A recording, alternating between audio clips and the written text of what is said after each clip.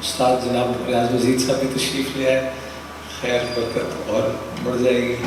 اور آپ یہ دیکھیں کہ قریشی صاحب اس کی جگہ قریشی صاحب تشریف لے آئے. ابھی اسٹیج پہ اگر آپ دیکھیں، ابھی آپ مثلا عالم جان صاحب کو سن رہے تھے، جناب سردار کاشف محمود صاحب تشریف فرما ہیں، سید سلمان کالج موجود ہیں، مامون ایمن صاحب امریکہ سے تشریف لائے ہیں، صوبہ تبسم صاحب دبئی سے تشریف لائے ہیں، سلطان ناصر محمود صاحب اسلام آباد سے تشریف لائے ہیں، ڈاکٹر سعید احمد سعیدی صاحب تشریف فرما ہیں، اس میں عبدالعزیز دباغ صاحب موجود ہیں، رائف صاحب بھی تشریف لائے، اختر حسین قریشی تشریف فرمایا، اور شہزاد حنیف مدنی بھی بیٹھے ہیں. اللہ کرے کہ آپ کو ٹرین کا ایک ایسا سفر میسر آئے کہ آپ سیدنا طاہر علاء الدین کی زیارت کے لیے کوئٹہ جا رہے ہوں اور ڈبے میں آپ کو اختر قریشی نعت سنا رہے ہوں، نبی کریم کے حضور، اور آپ بھی سن رہے ہوں. اور خدا کرے کہ آپ مسجد نبوی کے کسی ستون کے ساتھ ٹیک لگا کے بیٹھے ہوں اور وہاں شہزاد حنیف مدنی سلام پیش کریں اور نعت پیش کریں. اللہ آپ کو ایسی صحبت ضرور ملے. آج کا جو کلیدی مقالہ ہے اور جس سے یہ قومی ادبی نعت کانفرنس عبارت ہے، وہ ہے نعت صنفی سخن کے طور پہ، تشخص جو ہے نعت کا صنفی تشخص. اور علامہ اقبال اوپن یونیورسٹی اسلام آباد شعبہ اردو سے تعلق، لیکن اس روز ہم نے ایک بات سنی ان سے، حامد علی بیلا صاحب سے، تو وہ بتانے لگے کہ میاں محمد بخش صاحب اور ابھی کل ہی حضرت فری شریف امی سرکار کا عرس تھا، تو وہ کہنے لگے کہ 100 برس کا فرق تھا دونوں میں. تو وہ قلم جو ہے وہ ان کو ان سے ملا، تو ساتھ مثال کے طور پہ کہنے لگے کہ وہ بندہ علامہ اقبال اوپن یونیورسٹی تو بھی تو پڑھ لینا نا، مطلب اس طرح بیٹھنا نہیں پہنتا، تو اس طرح بھی تو علم مل جاتا ہے.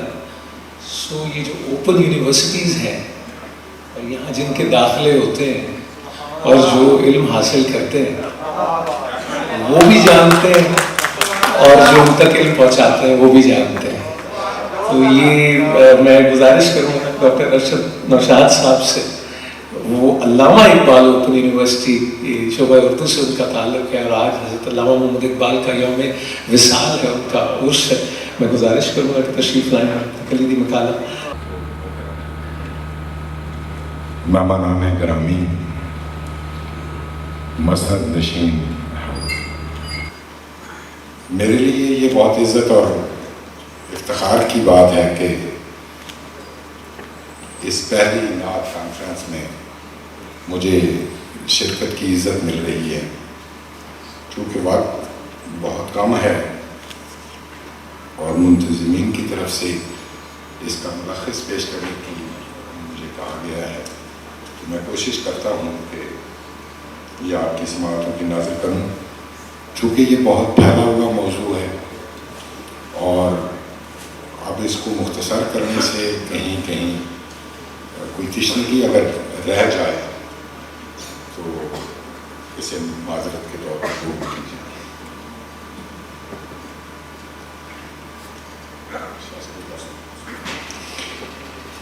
نعت کا صنفی تشخص.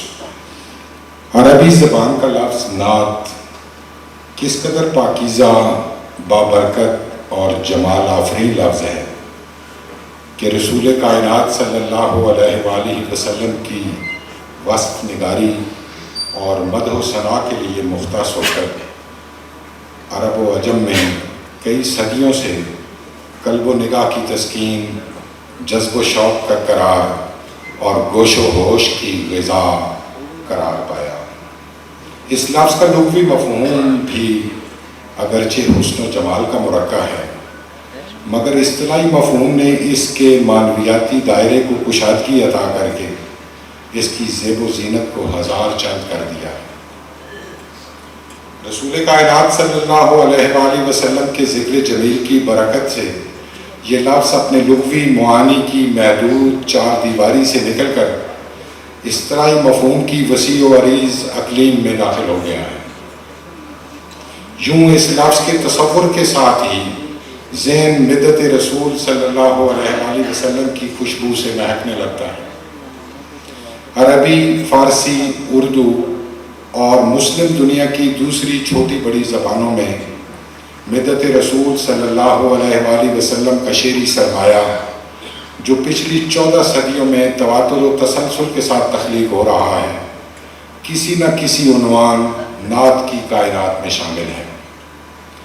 نعت کی اس مستحکم روایت کی نور افشانی کے باوجود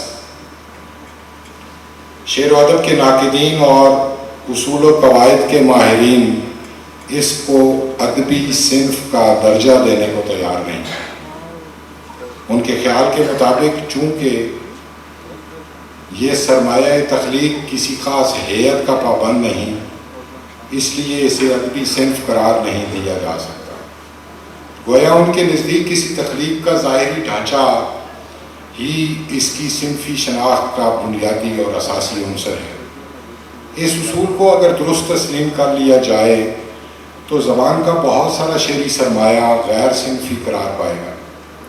مثال کے طور پر اردو شعری سرمایہ کا ایک بہت بڑا حصہ بھجن، گیت، شعر آشوب، ہم، ٹھمری، قصیدہ، نوحہ، ریختی، ہجو، مرثیہ، واسوخت جیسی اصناف پر مشتمل ہے، جو کسی واضح اور مستقل ہیئت کی پابند نہیں۔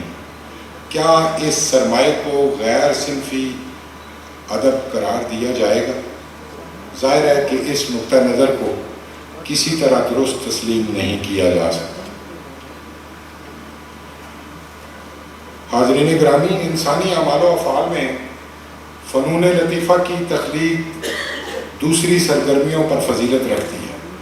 اس کا سبب یہ ہے کہ فنون لطیفہ کی تخلیق انسان کے تخیل کی بلند پروازی اور اس کے پختہ فنی شعور کے کامل اتصال سے وجود میں آتی ہے۔ حسن اور جمال آفرینی اگرچہ تمام فنون لطیفہ کی بنیادی شناخت ہے، تاہم شاعری کو اس حوالے سے فنون لطیفہ میں ممتاز حیثیت حاصل ہے کیونکہ اس کا اظہار لفظ کے ذریعے ہوتا ہے جو غیر مادی ہے۔ شاعر اس غیر مادی پیکر کے ذریعے جذب و خیال، فکر و احساس اور مشاہدات و تجربات کی ترسیل کرتا ہے۔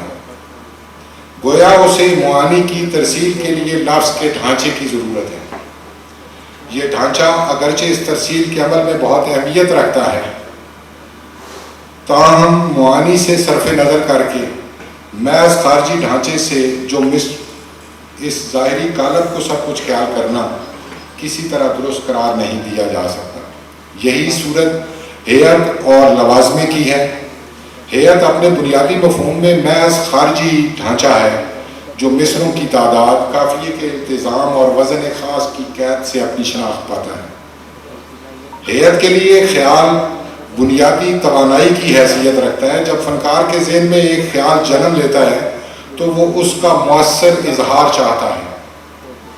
چونکہ خیال ایک غیر مرئی داخلی جذبے کا نام ہے، اس لیے اس کو اپنے اظہار کے لیے کسی مرئی اور خارجی بیکر کی ضرورت ہوتی ہے۔ لہذا فنکار ایک ایسا سانچہ تلاش کرتا ہے جو اس مقصد کے لیے استعمال میں لایا جا سکے، نتیجتاً ہیئت کی تخلیق ہوتی ہے۔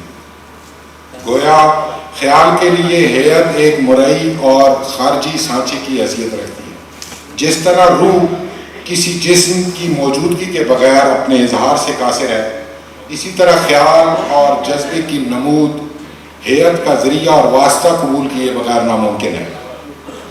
روح اور جسم کے باہمی اشتراک سے زندگی کا ظہور ہوتا ہے اور خیال و ہیئت کی نامیاتی وحدت سے فن کی آفرینش ہوتی ہے۔ ہیئت کی تخلیق کے بارے میں ایک عام تصور تو یہ ہے کہ ہیئت تخلیق کار کے ذہن میں پہلے سے موجود ہوتی ہے اور وہ اس کا اظہار فن کی تخلیق کے ذریعے کرتا ہے۔ گویا دوسرے لفظوں میں یہ کہا جا سکتا ہے کہ ہر تخلیقی تجربہ اپنے ساتھ ہیئت بھی لے کر آتا ہے، یا پھر یہ کہ تخلیقی تجربے کی نمود کے ساتھ ہی ہیئت کی تعمیر و تشکیل شروع ہو جاتی ہے۔